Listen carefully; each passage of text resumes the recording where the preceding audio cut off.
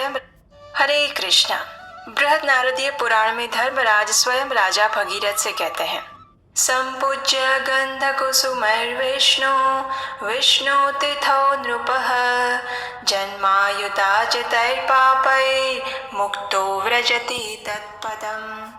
अर्थात, हे नृप, जो विष्णु तिथि यानी एकादशी के दिन भक्ति भाव से गंध और फूल से भगवान विष्णु की पूजा करता है, वो हजारों जन्मों के पापों से मुक्त होकर विष्णु पद को प्राप्त करता है। ऐसी ही परम पावनी तिथि है जया एकादशी, जो कि माघ मास के शुक्ल पक्ष में आती है। इस एकादशी का नाम भैमी एकादशी भी है। इस विशेष एकादशी का पालन करने वाले प्रत्येक जीव के समस्त पाप नष्ट हो जाते हैं और वे परम भगवान श्री कृष्ण की विशेष कृपा प्राप्त करते हैं। तो चलिए इस पवित्र माघ मास में आने वाली जया एकादशी की पौराणिक कथा का श्रवण करते हैं। एक समय युधिष्ठिर महाराज ने भगवान श्री कृष्ण से पूछा, हे जनार्दन, माघ मास के शुक्ल पक्ष में कौन सी एकादशी आती है? उसके आराध्य देव कौन है और इसका क्या महत्व है? कृपया विस्तार पूर्वक वर्णन करें। प्रश्न का उत्तर देते हुए भगवान श्री कृष्ण ने कहा, हे राजन, माघ मास के शुक्ल पक्ष में आने वाली एकादशी को भैमी एकादशी या जया एकादशी के नाम से जाना जाता है।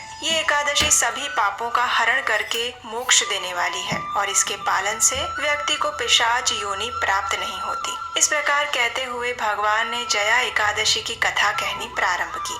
एक समय देवताओं के राजा इंद्र पारिजात से सुशोभित नंदन वन में अप्सराओं के साथ विहार करने आए हुए थे। 50 करोड़ गंधर्वों के नायक देवराज इंद्र ने उस दिन नंदन वन में नृत्य और संगीत समारोह का आयोजन किया था। वहाँ उपस्थित गंधर्वों में पुष्पदंत, चित्रसेन तथा चित्रसेन का पुत्र प्रमुख थे। चित्रसेन की पत्नी का नाम था मालिनी और उन दोनों की एक पुत्री थी जिसका नाम था पुष्पवंती। पुष्पदंत गंधर्व का पुत्र माल्यवान भी वहाँ देवराज इंद्र की प्रसन्नता के लिए आया हुआ था। अब जैसे सामान्यतः होता है, वैसे ही माल्यवान और पुष्पवंती एक दूसरे के प्रति आकृष्ट हो चुके थे। वे दोनों भी अन्य अप्सराओं और गंधर्वों के साथ देवराज इंद्र की प्रसन्नता हेतु गायन और नृत्य करने आए थे, लेकिन उनकी एक दूसरे के प्रति आसक्ति के कारण उनका ध्यान गायन और नृत्य में कम और एक दूसरे के प्रति अधिक था और इसके परिणाम स्वरूप ये हुआ कि उन दोनों के गायन और नर्तन में त्रुटियां आने लगी। वे शुद्ध गायन और नर्तन नहीं कर पाए। अब ये बात देवराज इंद्र से कैसे छिप सकती थी?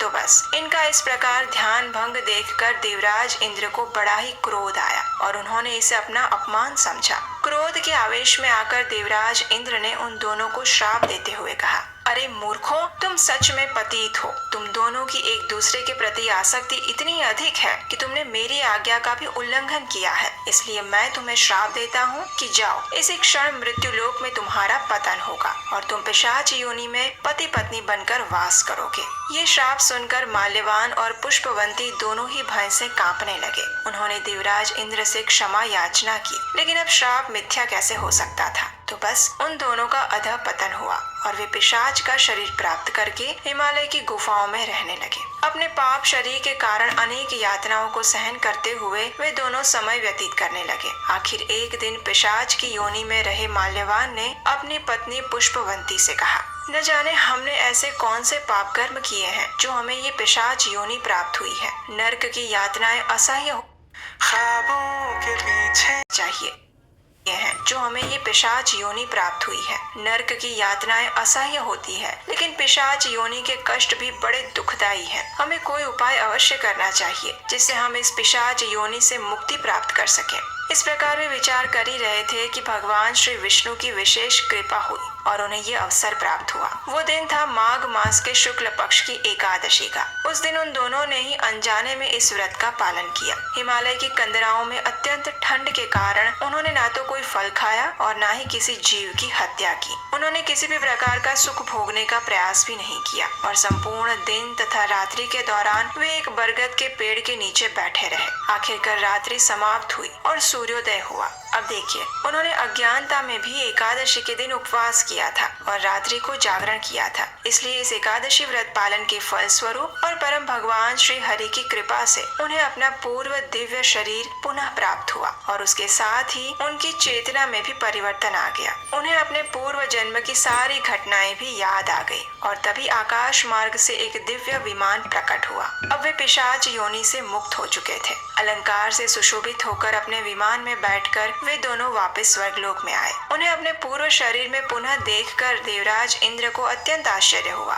उन्होंने माल्यवान से पूछा, ये चमत्कार कैसे हुआ? किस प्रकार आप दोनों मेरे श्राप से मुक्त हो गए और अपना मूल स्वरूप प्राप्त किया? देवराज इंद्र का प्रश्न सुनकर माल्यवान ने बड़े ही विनम्रता से उन्हें बताया कि भगवान श्री हरि की कृपा से और जया एकादशी व्रत के पालन से उनके जीवन में ये चमत्कार हुआ था। ये सुनकर देवराज इंद्र भी बड़े प्रसन्न हुए और उन्होंने बड़े ही आदर से उन दोनों का स्वागत किया और कहा, भगवान श्री हरि की शरण में जाने वाले और उनकी कृपा प्राप्त करने वाले जीव मेरे लिए भी पूजनीय है, इसलिए अब आप दोनों पुनः अपने अपने पूर्व स्थान को ग्रहण कर सकते हैं। तो इस प्रकार कथा का समापन करते हुए भगवान श्री कृष्ण ने युधिष्ठिर महाराज से कहा, हे नृप श्रेष्ठ, प्रत्येक व्यक्ति को इस परम पवित्र जया एकादशी व्रत का पालन अवश्य करना चाहिए। इसका पालन करने से सभी यज्ञ और दान का फल प्राप्त होता है। इस एकादशी कथा का मात्र श्रवण या पठन करने से भी व्यक्ति को अग्निष्टोम यज्ञ का फल प्राप्त होता है। तो ये थी आज की जया या भैमी एकादशी की संपूर्ण व्रत कथा। आज का दिन अत्यंत विशेष है क्योंकि हमारे शास्त्र बताते हैं कि एकादशी जैसी पवित्र तिथि पर किया गया कोई भी आध्यात्मिक कार्य जीवात्मा को अनंत गुना अधिक फल प्रदान करता है। और श्रील प्रभुपाद भी हमेशा कहते थे कि एकादशी पालन का अर्थ है संपूर्ण दिन में अधिक से अधिक हरे कृष्ण महामंत्र का जप करना, यानी हरे कृष्ण कृष्ण कृष्ण हरे हरे, हरे राम राम राम हरे हरे। अब देखिए, एकादशी के दिन हम उपवास करते हैं और उपवास का वास्तविक अर्थ क्या है? उप यानी नजदीक और वास यानी रहना, अर्थात उस दिन अधिक से अधिक भगवान के नजदीक रहना। और ये तभी संभव है जब एकादशी के दिन हम सदैव हरि नाम का स्मरण, चिंतन और कीर्तन करें। एकादशी के दिन अपनी चेतना को शुद्ध बनाए रखना अत्यंत आवश्यक है क्योंकि तभी हमें एकादशी का संपूर्ण फल प्राप्त होता है। इसलिए प्रयास करना चाहिए कि इस दिन क्रोध करना, झूठ बोलना, असत्संग करना, पर निंदा करना, आलस्य करना, आवश्यकता से अधिक सोना, इंद्रिय भोग करना इत्यादि सभी चीजों से बचकर रहना चाहिए। एकादशी के दिन अपने समय और मन पर विशेष ध्यान रखना चाहिए। और हम जानते हैं कि ये कार्य इतना आसान नहीं है, लेकिन इसे सरल बनाने का एक ही उपाय है और वो है एकादशी के दिन हमेशा हरे कृष्ण महामंत्र का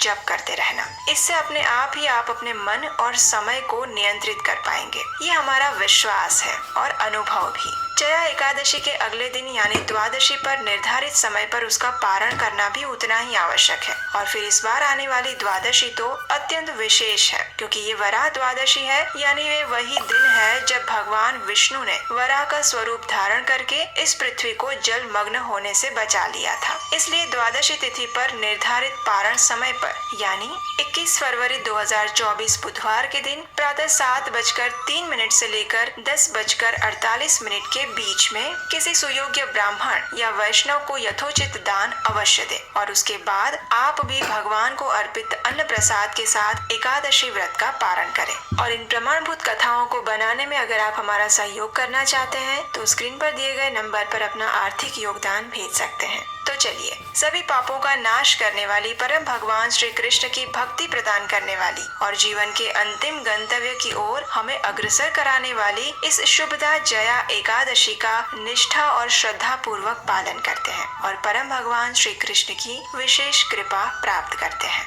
हरे कृष्णा।